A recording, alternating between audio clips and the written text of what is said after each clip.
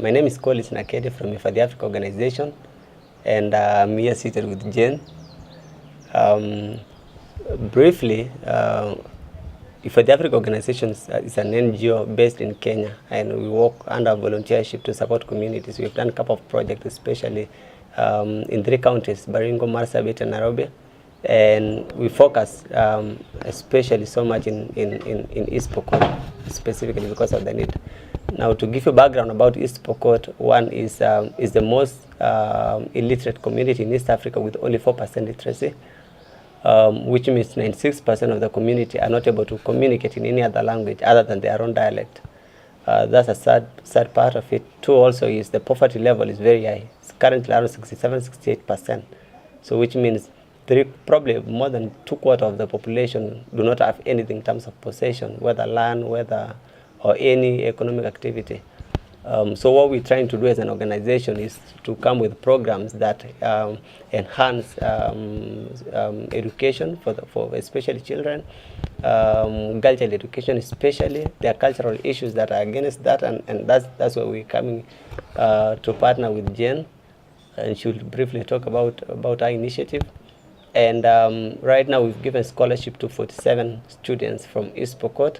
5 of them are in university here at Nairobi, and we've done water projects, including a sandam, including a quarter million tank at a place called Naudo. And we've also supported institutions like schools, giving them computers, textbooks, and stuff like that, water tanks for them to harvest water so that learning can continue. So we've done a couple of things. Now, I was able to meet Jane through her friend. She's called Maxine, and Maxine is in the US, and Maxine and Jane are trying to do initiative, a project to help the people of East Pokot. But the first thing is Pokot really need help. That's the first thing. They're a very resilient community. What just needed is for anybody to support them to a level where they can then stand on their feet. And I appreciate that Maxine and Jane understood that, and they are actually taking initiative on their part. So Maxine and Jane reached out to us as an organization, and they said, Collins and your team, we need support for us to work together. Now, where we're going to do survey to realize what exactly we're going to do. We're targeting one, water, given our knowledge, and Jane agree with that, water, health, which is sanitation, hygiene, education, awareness around key things that are close to Jane's heart, especially FGM. And what we are bringing on board as an organization, one is financial accountability. While Jane and Maxine are trying to fundraise, it's important that we have structural accountability, reporting, for example, documentation, for example, designing of those specific programs. And then also majorly volunteers to mobilize with the community and to make sure that community are participating and to make sure that community is owning the project. So I think we're going to be helpful to them, but also they are very helpful to us because there are no resources entirely in East Pokot, and that's where most organizations that are trying to do anything are stuck. So I'm handing over to Jane. She will introduce herself, and she will tell us exactly probably what's in her mind. Thank you very much, Collins. My name is Jane Chipchumba from East Pokot County, a place called Kola area. This is a place whereby it has a very big problem, especially in girl child education. I'm really an example because I was the first lady, maybe the first lady to run away from the circumcision and early marriages in my community and go to West Pokot County to look for an education. And that is why I'm trying to see how I can help the rest of the girls to come out from the problem, then to see how they can focus with their education. Something that it has really hurted me in my community is that when a child is 12 years old, that is the time the community can realize that this is a source of They can force them to go for early FGM, forced the FGM. Then after that, they go to early marriages. And remember, when a child is 12 years, automatically that is a very small child. She cannot be able even to be a wife of someone. And it has really hurted me. That is why I'm trying to see how the community is going to wake up and take the girl child to school. We have been in a relationship for long distance with Maxine Edward, and she's the one who tried all the best to support me to go to school.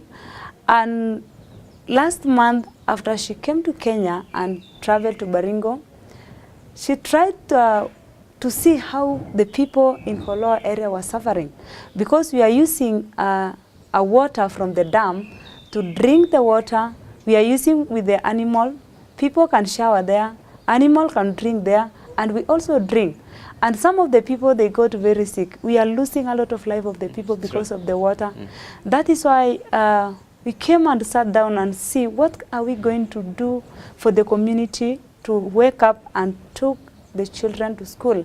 Just to ask you, Jen, we as an organization, as Hifadhi Africa, we've been to East Pokot, we've engaged with the Pokot people. We cannot really say they are rigid, okay? One, it's an issue of awareness. Exactly. Some people may not have known school and the exactly. importance of education. Some people may have had probably a different perspective about education. Exactly. They view it as a long-term plan, so they are not seeing the importance of it now. So do you agree with that? That probably we need to do more around awareness. That while some people are rigid, you get some people who are very innocent. Exactly, we can do that. Okay. I think that will be better, because in our community, people, they don't know what is the meaning of education. Right. They thought education is just for maybe people who are living in town, maybe people who are maybe rich, they have money, they have everything. Right. But it becomes part of the awareness. Right. We need to make that awareness, inform them, to know them, to know everything what is inside the education. Right. That is why we are trying to come up with you, for example, so that we can lead as an example to the team, so that the community will know that when you educate a girl or a boy, they can bring back to the community, and the community is going to be, and we can transform even the community through so different things. And so I think that is good. And then also another thing that I think is important that we engage in is partly on the law enforcement. Sometimes chiefs and police and people who are supposed to enforce the law may not even be aware of the law. Exactly. Okay, especially around FGM. FGM is illegal in Kenya. Okay, so one of the things also that we are going to focus on is to sell the message that to our chief that you are the person who is supposed to make sure that no child who is within the age of going to school is still at home. So all children have to go to home. And then also I think importantly we need to I think Jen is very key to this initiative, because when you tell a parent to send a girl child to school, you demonstrate by your own story. Exactly. Me, I went to school after I was circumcised, and I was forced to get married. So I had to run away, traveling 2 weeks, day and night, looking for a safe side, because I was given to marry somebody who was 60 to 70 and above years. So I was like, and the person is looking like my father. How can I going to get married to this person? So I decided to run away from my family. That is why I feel so bad, and I feel so hurt because of the children. I passed that situation. Maybe I should ask you, if somebody, for example, give her resources, there will be a lot of people that will be working with magazine to make sure that we have the resources needed. We've committed as Hifadhi Africa to bring the volunteership and work with you along the journey. What is one thing that you can tell someone who is probably watching this video that your money will help this way? What is that person's interest? One is to help the Pokot people. Too, exactly. But see, as a person also, they want to know what is in it for them. What can you say about that? Okay, maybe I can say this, because if the resources will be available, the first thing I was trying to do is that maybe we get the water to the community, after getting the water, the community, now we go inside the community to look for those families who are against FGM and those girls who are trying also to run away like me and help them and support them, and also even those people who will help us with the resources. If they want to come and see the children in Kenya, it's okay. It will be okay, so that they can come and see how their money will be working. I think what she is alluding to, one is it's important for a donor to know where the impact of their money. Yeah. Okay, we're going to ensure that, one, we're going to develop more sustainable programs in regard to this. Two, the donor is flexible to get updates. If Africa will be sending reports and documentation to donors as to how their students are doing. Okay, then also I think it's also a privilege for you to help the people, because in future, if you can, like Maxine, proudly associate yourself with the Jane.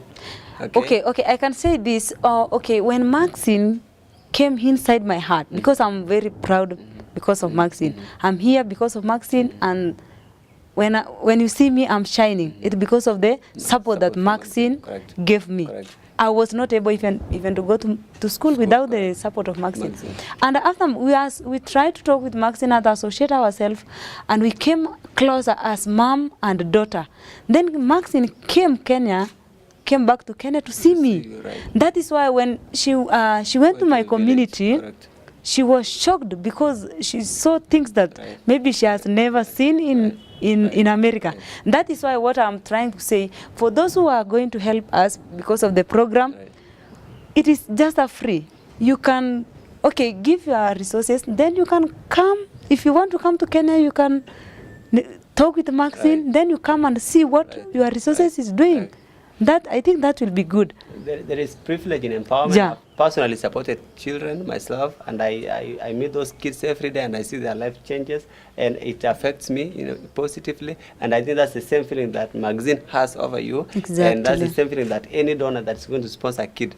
Probably right now that kid is not anybody, because they are there's no hope, they are facing a lot of challenges. Exactly. But over time, when they come to university, you'll be proud to know that you contributed towards that. And that's why we're asking that, we are going to transform East Pokot. I'm very positive about that, and that's why we are putting our time. Me too. And we're doing this for free, 100%. Lastly, we have a visitor from US, Rotarian Bob Keynes. Hifadhi Africa works with Rotary International to implement projects in Kenya. We've done a lot of impact. We're grateful for the support that Rotary is giving us, but also that same cultural sharing, that somebody can come from US to Kenya freely to see the projects that we do. Exactly. Bob is here with us, and his wife, they come from Washington State. Myself also been to US. Jane has been to US. While I was in US, I worked with Microsoft, and Maxine is working with Microsoft. Yeah. So it was interesting for me to know that Maxine is actually working with Microsoft. I worked in DC, Microsoft, and then I went to work in Redmond campus in Washington State. So there are a lot of relationship between us and the people that support our programs. And we usually appreciate when we get people who are willing to help, for example, like Maxine, and people who are very passionate about their communities like Jane, and we want to engage in that kind of relationship and support them grow. And probably down the line, 2 years down the line, they will be proud to say that we were part of it. And while we took risk in terms of, there are a lot of challenges. One, there's no public transportation whatsoever in East Pokot. Okay. Two, the place is extremely old, there's no water, there are a lot of challenges, but you see we've sacrificed this, and when we are putting our effort, we are always trying to discern ways in which we can help the people and reach more people. I think Maxine even can tell that, because she was there last month. And Bob is going to Baringo also. Him and his wife, they're going to Baringo for a week, for 10 days. So you're welcome whenever you want to come to Baringo. Through Jen, through Maxine, and ourselves. So we're grateful. We just wanted to have this video just to say we're doing something incredible. We're planning to do something incredible, and we want you to be part of it. All right? And also appreciate the support that Maxine is doing while in the US, and call that you support her. She needs a lot of support. Jen, she has us in Kenya. We several of us going to support her, but in US, I think Maxine will need your support. So thank you so much. Appreciate. Thank you. Thank you, Jen. Thank you very much. So much. Thank you very much, Collins. Thank you. Take care. take care of myself. Okay. Thank you very much, all of you.